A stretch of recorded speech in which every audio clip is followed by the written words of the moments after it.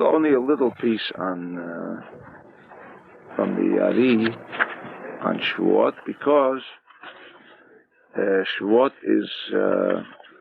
is connected to Pesach and the Yom.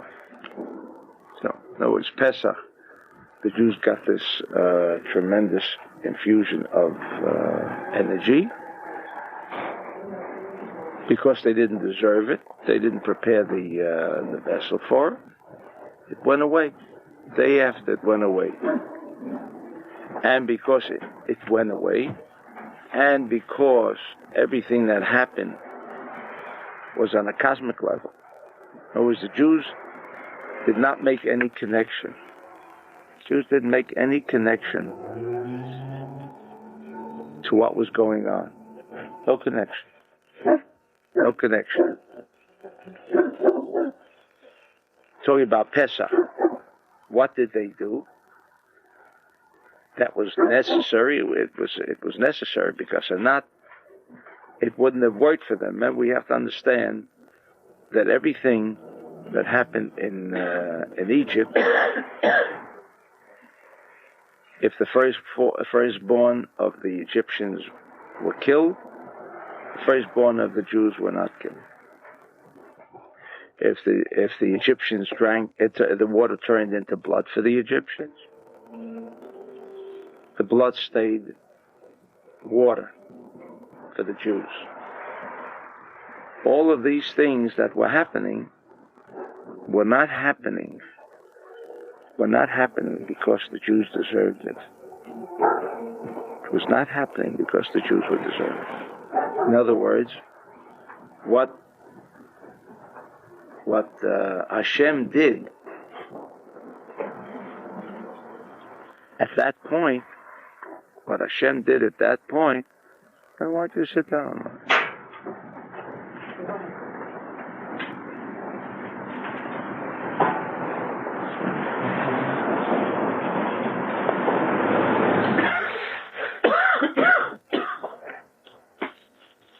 What Hashem did at that point was to return the world to a world of Eitz HaChaim and Eitz HaDat. Eitz HaChaim, we know, means the world of certainty, like we discussed in the morning. When we speak of pollution, and we speak of air being polluted, or air which is Ze'anpin, which is central column, which is the resistance factor. The dominion of right column and restriction takes over. So how could there be pollution in the air? You should ask that question. How could there be pollution in the air?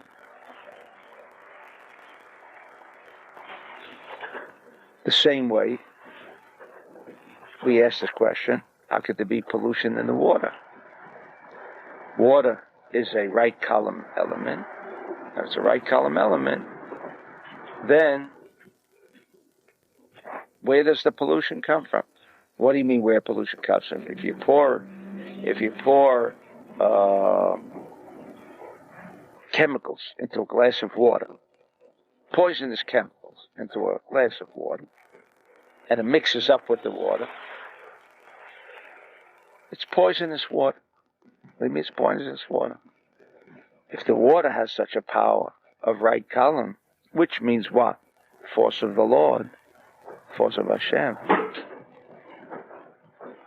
then why doesn't it immediately vaporize it, neutralize it? How does water get polluted? Darkness, how it stays darkness, what happens? I could have an auditorium the size of a football field, light a match, what happens? Can you say there's so much darkness in the room that this one little match should not be able to light up the room because the darkness is so big compared to this little match, how does it become light? Yet I can light up the whole room, the whole auditorium, with a little match. Why doesn't the darkness close it out? There's so much. The answer we learn all the time, is that when you have a force that works, it's not measured anymore in how big it is. How big it is. What does it depend on? On one thing. Is the force working? Or has the force been told, not so much? What do you mean, not so much? Like electricity. When it has to come into a 5-watt bulb, what does the 5-watt bulb tell electricity? So that's all I want. Wait a minute, electricity can start a generator. In the age of in the period of restriction, the force can't work beyond that which is given permission to work. Can't work more than that which it was given permission. So in other words, in our world, there is limitation. There is limitation placed on the power of the force. Therefore, when we light even a match, if it's the room, a whole room, while the darkness doesn't cover it up or squeeze it out, doesn't do that. But it is limited. It is limited. Because what's the difference, a little light or a lot of light? The answer is that because in this world the light is governed by us, meaning the 5-watt bulb even can tell the electrical current, don't give me more than 5 watts. It'll burn me out. That's the reason why more doesn't come in. Because it would burn us out. Bread of shame. Why would we be burned out? Same like we say here. A lot of people come here. They leave. They get burnt out, we say. Why do they get burnt out? Because Baruch Hashem, there's a tremendous amount of energy that we generate here by the obvious methods, the Zohar, HaKavanot, everything else. Therefore, those who can't handle it have to get burnt out. That's why the obligation here is that we have to be even purer than those people on the outside. But we say the people on the outside, not all of them get burnt out. So the difference is between Zman Yemot HaMashiach today and what it was 300 years ago. It's true, 300 years ago people weren't burnt out. But when Abraham Azulai said we're allowed to learn Kabbalah, why did he say Hutrag Zeda, we're allowed? Oh, we're allowed. What do you mean the others, the ones from before weren't allowed? The answer is, when Abraham Azulai said that Hutrag Zeda, the decree not to learn Kabbalah, was taken off, what he meant was, the message he was told was, listen, the days that the light can be told, 5%. I want no more. The things are all right. The fact that the Jew, the last 2,000 years, had to move from place to place, it was hit over the head all the time because he didn't have the light. But it was more convenient for him to be able to tell the light, listen, light, the Jew, don't give me so much. Stupid. Without the light, you know what's going to happen tomorrow. They're going to drive you out of this country. If you had more light, they wouldn't drive you out. Why are you settling for less? But settle for less is more comfortable. Because to settle for more, it requires what? More restriction.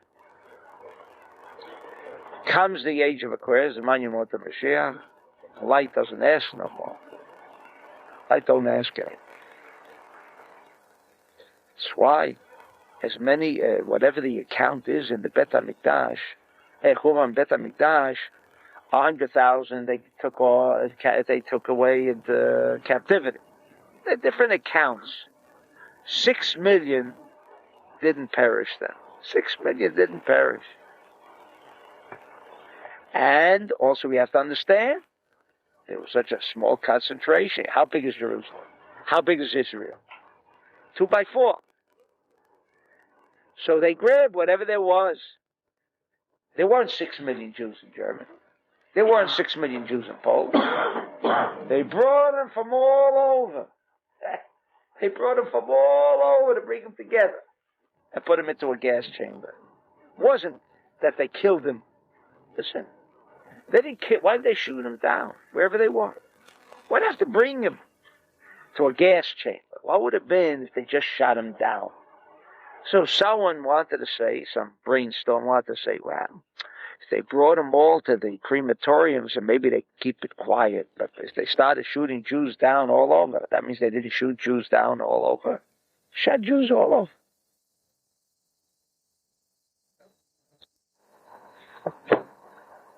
Without the light, the Churban Bet HaMikdash came. Without the light in our day, Churban has to be. Has to be. Why does it have to be? Because, like we say in the morning, the Or, Hashem is really at fault. It is his fault. Why is it his fault? Because when Avraham Azalai said, Hutra HaGzeira, he was telling us the message he got. That there is such a tremendous amount of light that's coming out now. That if you don't prepare yourself with this, you're going to get burnt out. You're going to get burnt out. That was Hutra HaGzeira. That's why it was Hutra HaGzeira. Because the light is here in its intensity. The light is so powerful. The light is so powerful that it's burning out water. It's burning out food. Because it pesticides, all these things that are pollution, are coming from where? Because the light wants to come, and the light is coming, and if we don't prepare the vessel, everything is going to get burned down. Like in Germany, everything got burned down. What happened on Shavuot? What happened in Mitzrayim? Jews got this tremendous surge of energy on Pesach. That's what we connected. What happened? Why weren't they burnt out? Brother Shane.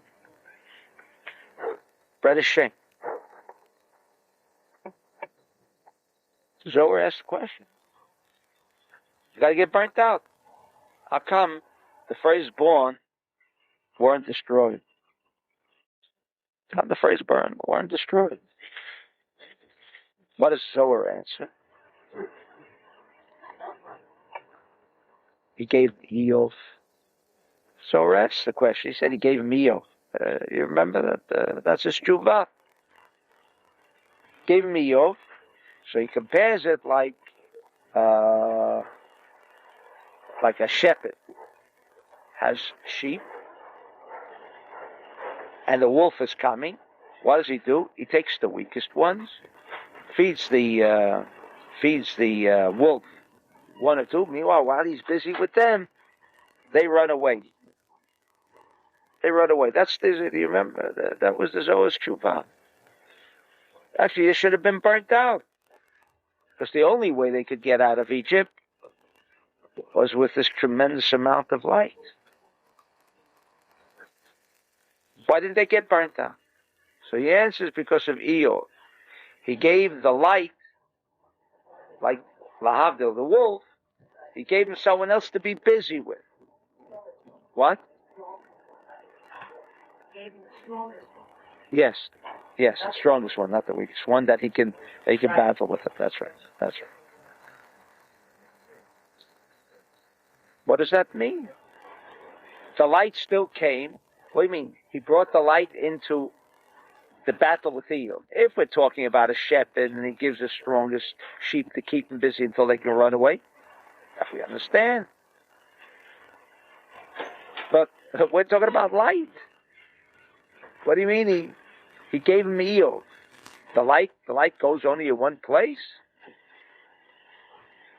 Light is all over. Oh, what does it mean? Why weren't they burnt out?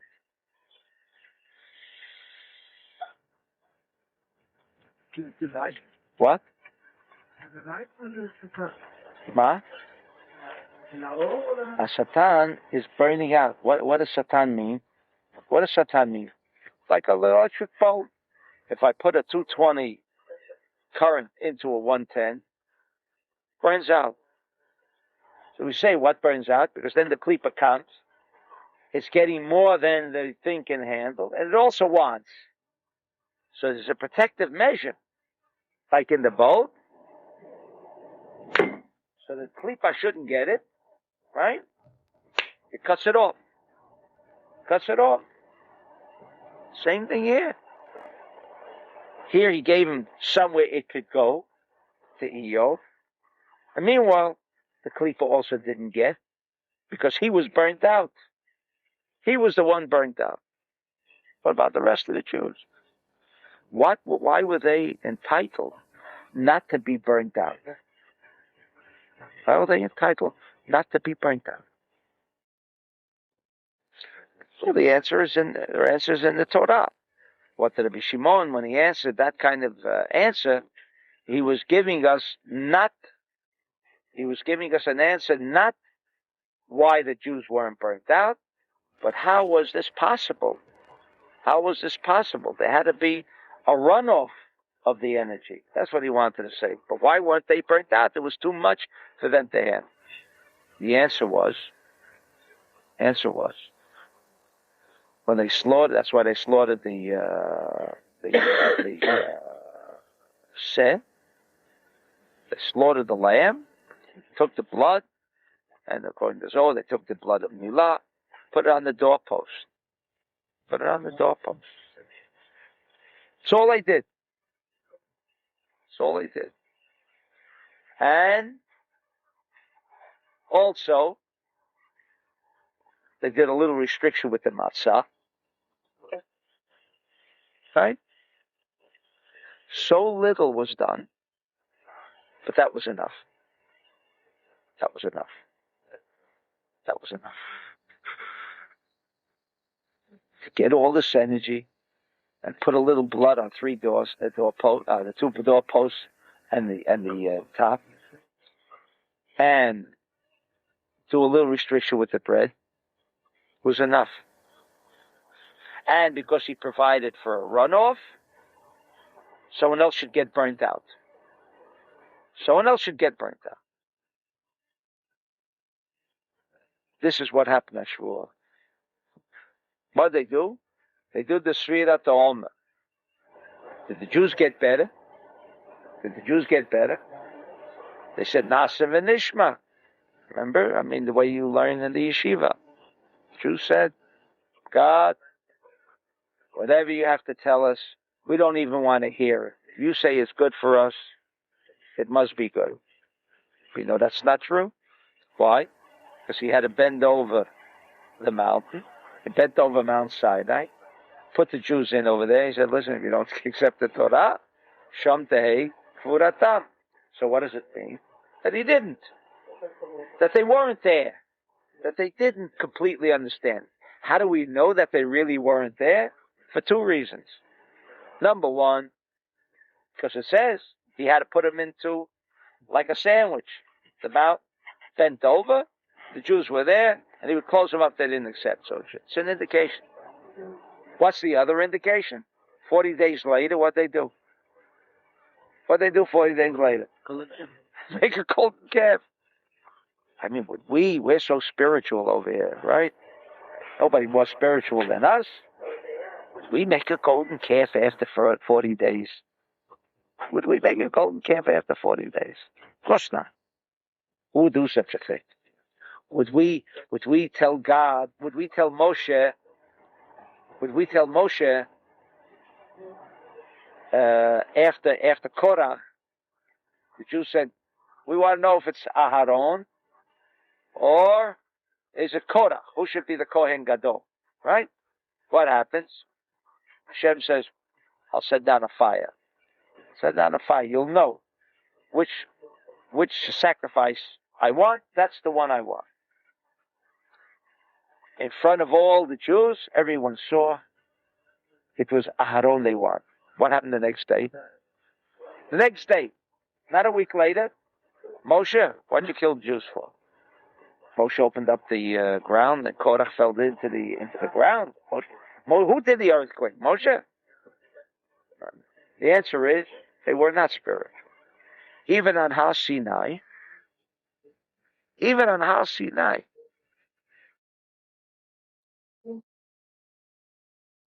they went through the whole Omer. They did what they had to do. What does it tell us? That on Har Sinai there was Bila Mavet Lanetzach. How could there be Bila Mavet Lanetzach? Death was no longer going to exist. How could it be? What they do? Counted the Omer. We also count the Omer. What was there? What was there? It's not understandable.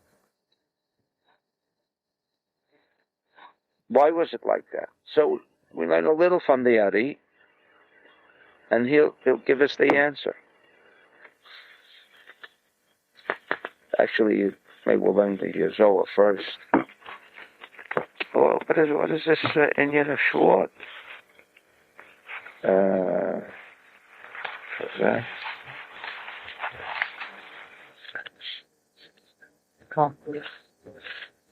איפה זה? מישהו יודע? Oh, okay. All right, we'll stop at the question. The food is here, so we'll go downstairs and we'll continue. We have to daven minute also. Yeah. All right, we'll eat first. Okay.